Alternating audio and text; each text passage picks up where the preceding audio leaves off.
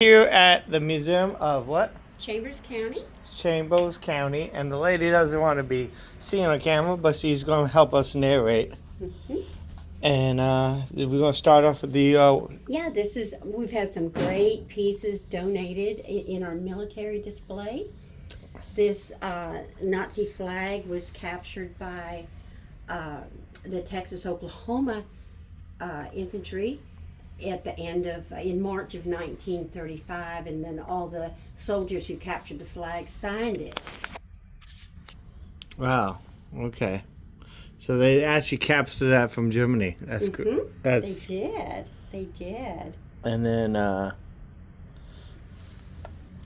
And these are some of the people that served. These are some of the World War II pilots.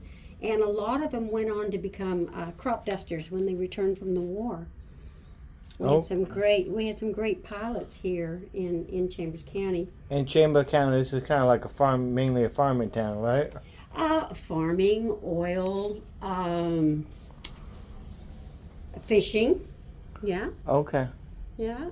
Okay, yeah, lots of cattle. Cattle. We kind of out here in the country, a little bit on the border. Almost to the border of Louisiana, on the edge of Texas. Right. Well, actually, Anahuac is about 6 miles from here, and it was in Anahuac that the first skirmish was in the War of Texas against Mexico. Okay. And the Turtle Bower resolutions were signed, and I'll show you those in a little bit, at the James Taylor White Ranch. And that was the first inkling that they wanted to be kind of free from Mexico if they didn't meet their demands. So, So this is the. This is the submarine that Admiral Corwin Mendenhall was on, the Pintada. And he was on the Sculpin and the Pintada during World War II. He was in the Pacific Theater. His brother was in the European Theater, Lee Mendenhall. He was a pilot. Yep. This display here, this happened not too long ago, that they brought this young man's remains home on Pearl Harbor Day in 2021, I believe, and buried him in Winnie. He was on the USS Oklahoma, and they were having a high-level inspection. They came in on the 5th of December, and they were going to have a high-level inspection, and so the captain had them take all the ammunition out and store it in the belly of the ship and open all the torpedo blisters. And as soon as they were ready for inspection, the Japanese came in. And they had no weapons to fight back with, because they had just stored them in the belly of the ship. So they kind of all hovered under the heaviest armament area of the ship, and the Japanese hit them with a torpedo and rolled the ship, and they all drowned. He was 2 months past his 18th birthday. And he lived from this county? He is from Winnie, Texas, or Stoll, Texas, just about 20 miles from here. And his name was Charles Sonnyboy Saunders. And so this is his display. Okay, so that's really awesome. This flag here, the Japanese soldiers were always given a Japanese flag to carry on their person when they fought in war. And this flag was taken off of a Japanese soldier at Iwo Jima and brought back. And this radio was taken from the German Air Force barracks in Luftwaffenkofer base in Germany. This is a German radio? Yeah, well, they tried to modernize it, but which kind of took away a little bit of its nostalgia, but it still does have the Nazi insignias on the front of the radio. Okay. Okay, yeah, I see that. That's our official Nazi radio. That's kind of crazy. Yeah. All right. That's really cool, actually. Yeah. This here is a women's Marine uniform, and Eleanor Roosevelt was instrumental in getting the women's division of the military started during World War II. And Hitler hated women with red lipstick and red nail polish. He wouldn't allow them in his presence. So when they had the uniform designed, they commissioned Elizabeth Arden, and they said they wanted her to create a lipstick color, the color of that crimson braid there on the hat. And so every woman in the military wore that lipstick and that nail polish. It's kind of a in-your-face move to Hitler. And Okay. Wow. Because Hitler hated what red lipstick and what red lipstick and red nail polish. red nail polish and red clothing, or just... No, just those two, just the makeup and the nail polish. And so then the civilian women said, they called it Montezuma red, is what they called the lipstick. And so then the civilian women said, well, we want our own lipstick. So Elizabeth Arden created Victory Red for the women who stayed at home. And they also encouraged the women to get up in the morning, put on their makeup, put on their nice clothes, and give these men something to fight for. And so when you see all these old movies on Leave It to Beaver, where she's dressed in pearls in her dress, vacuuming the floor, and you think, they wouldn't have dressed like that cleaning the house. Yes, they would, because that's why they were doing it, to give those men something to fight for. And this gentleman here, and yeah, that's really inspiring to see how that whole fad got started. Yeah. You know, this gentleman here parachuted in behind enemy lines in Germany and was taken prisoner. His name was Brody Hand, and he carried this New Testament with him when he parachuted in. And when he was taken prisoner, there was an explosion or something in a mine where he was working as a prisoner. And so when he was at the hospital, they had nothing to read. And so he read that entire Bible through 3 different times to all the prisoners in the hospital. So that was kind of neat. And then they didn't treat the Russian prisoners very well. The Germans didn't. And so Brody would sneak food to this Russian prisoner. And so the Russian prisoner made him this cigarette case. And I don't know what he used to carve it with, because I know he was a prisoner. They were not going to give him a knife, so maybe a fork or a nail or whatever. So it has the British flag, the American flag, and on the back it has the Russian symbol. There we go. We can see it real good now. Oh yeah, the Russian symbol. They really like the hammer and sickle. Hammer and sickle, yeah.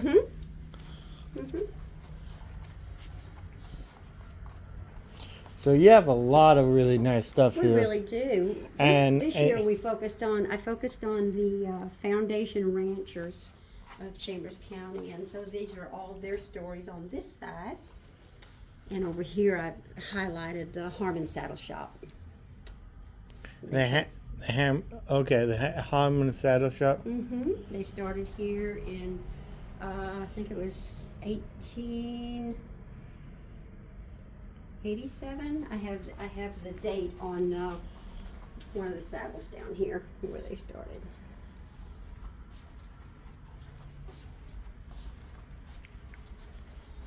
This one down here. Okay, we're gonna start over here. It was 1887 when they started. Okay. In the Handcomer area making saddles. They started before then because their father was a saddle maker too. But here in the Handcomer area it was 1887. Handcomer's just down the road from here. That's where I live.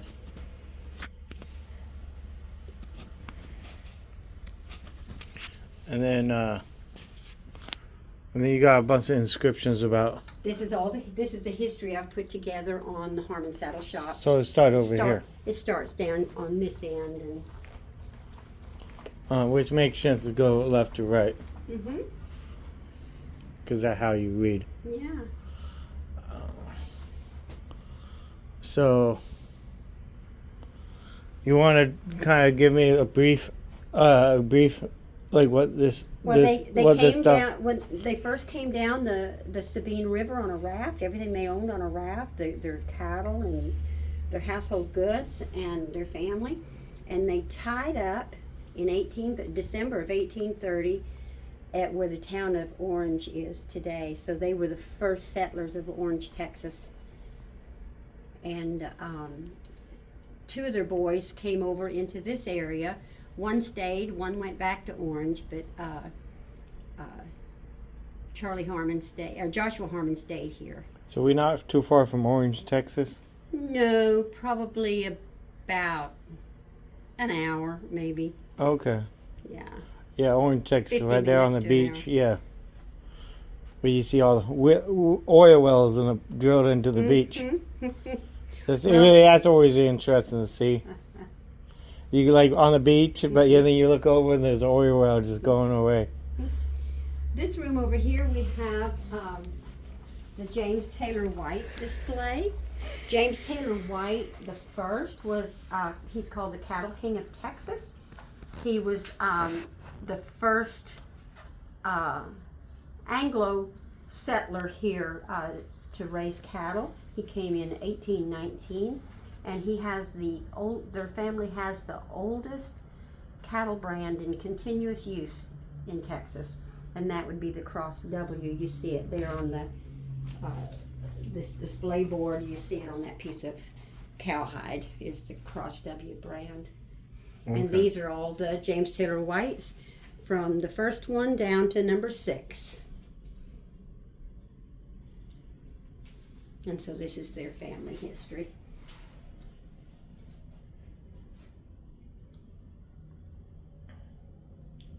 And they donated all this stuff to you guys? That's pretty nice of them. It's on loan. It's on loan. Okay, kind of on loan. When I change out the display, they probably come and take it back, and some of it will stay. So you display it, change out every once in a while? About once a year, I'll change it out when I do the new theme. Or if I don't need to use the room, I'll leave it here. Mm-hmm. But that's good. That way, it give people reason to come back and visit because it's new stuff every year. In this room here, we have a small hunting display. Manson Clark was a great hunter trapper on. You say Manson Clark, not Lewis and Clark? No, Manson Clark. Manson Clark. They called him the Marshman. He the Marshman. Trapped nutria and alligators and. Oh yeah, that's why I was passing right by a bunch of marshes on the way here. Yeah. And this display here is on Sarah Ridge. Her dad was an Indian chief, and they were in Georgia. And they discovered, the Indians discovered gold on their land in Georgia, and the white man decided that he wanted it. So they kept trying to buy the land, and they kept saying, no, we're not going to sell it, we're not going to sell it. And finally Major Ridge said, if we don't sell it, they're going to take it. So he signed what's called the Treaty of New Dakota and sold the land, and about 1,000 of them left. And the ones who remained, the white man forced them out that winter, and about 3,000 of them died. And that's what you've heard tell of the Trail of Tears. Okay. And so the Indians ended up killing Major Ridge, his son, and his nephew because they blamed them for losing their land. And that was here? They were in Van Buren, Arkansas. But then Sarah, his daughter, she married an attorney, and she moved to Galveston, and then eventually relocated at Smith Point, Texas, which is about 25 miles south of here. Yeah. And then you have another display here. This is a chief's outfit that was donated, a Sioux Chief's outfit, donated to Dr. Shearer, and they donated it to the museum. It has to stay in the case because if you touch it, your hand will go right through that deer skin. It's so old. Oh, yeah.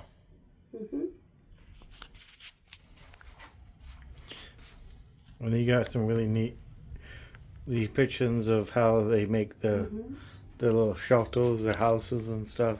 Yeah. And some cool weeding. You guys can pause the video and weed more. Yeah. And then the rest here is on the, excuse me, the ranching of the foundation ranchers in this area, some of their history. Okay, that's really like the little oil lantern. Kerosene lamp. Yeah, not only do they put out a lot of light, Uh-huh. they also put out a lot of heat. You almost can keep a room warm with just one of those things in it. Yeah.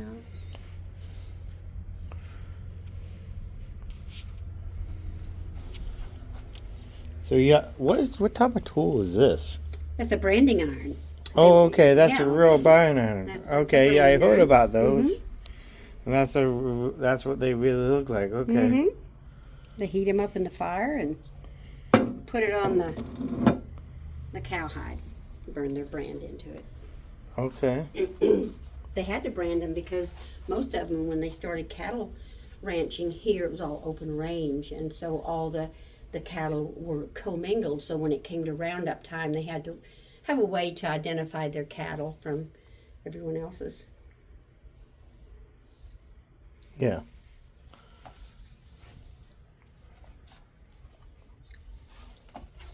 And then These are some veterinary tools for injections and different things. This is a veterinary thermometer in that bamboo.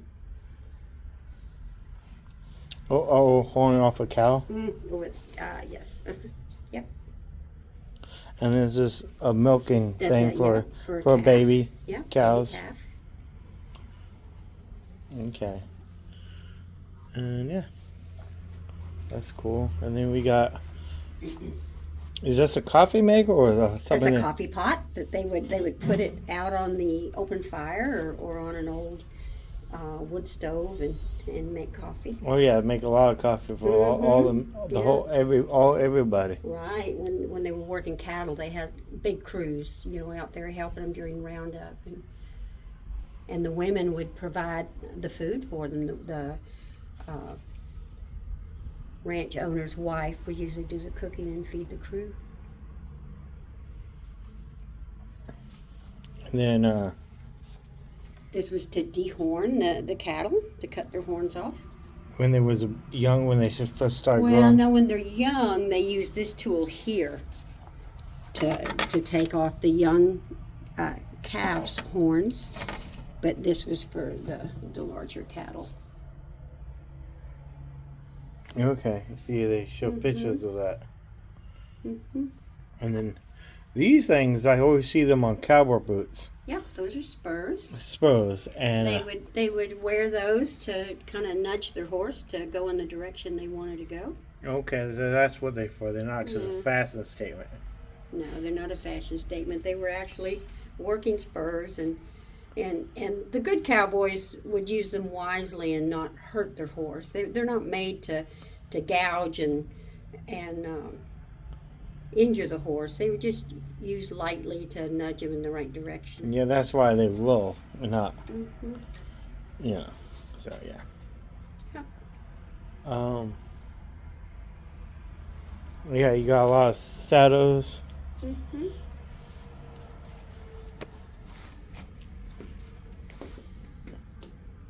You got, is that a whiskey barrel or No, they use that for pickling. pickling? Mm-hmm. What do they pickle in it?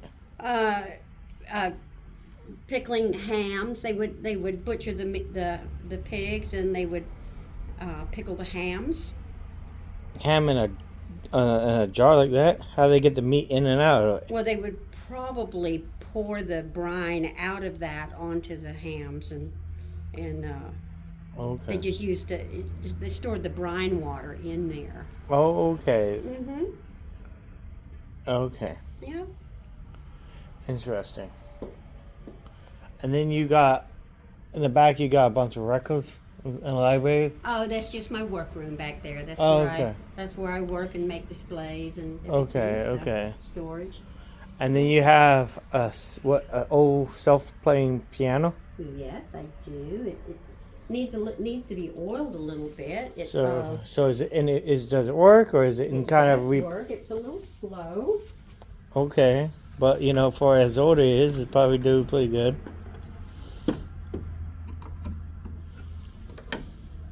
We should have started the video with this. It would have kept people coming, watching the whole video.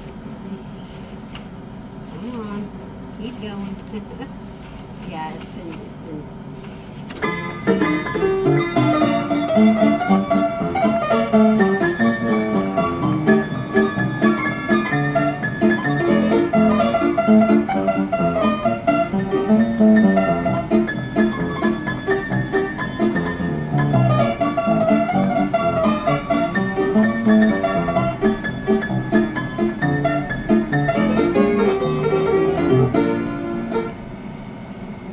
How old is that song? That's oh, he's still playing. Look at it.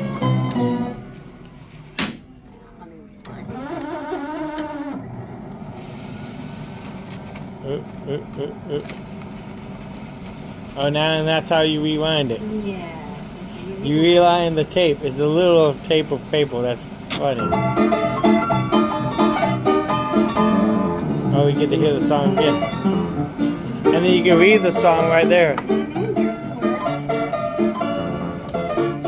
So in case you guys want to sing along. I need to get someone out here to oil it so it'll run a little more smoothly.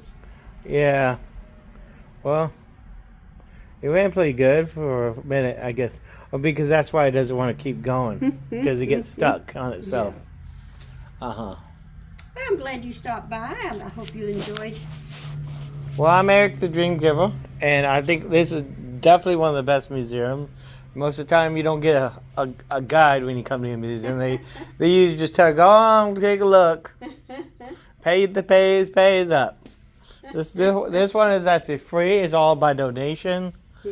So, I'll leave a link to the, I don't know, you guys have a website?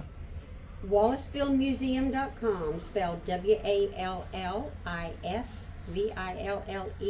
Museum, MUSEUM.com. And I'm sure you guys can donate on their website there, and come and see when they are open and all that. Open Monday through Friday, 9 to 4. Okay. All right, please like and subscribe. Let's go.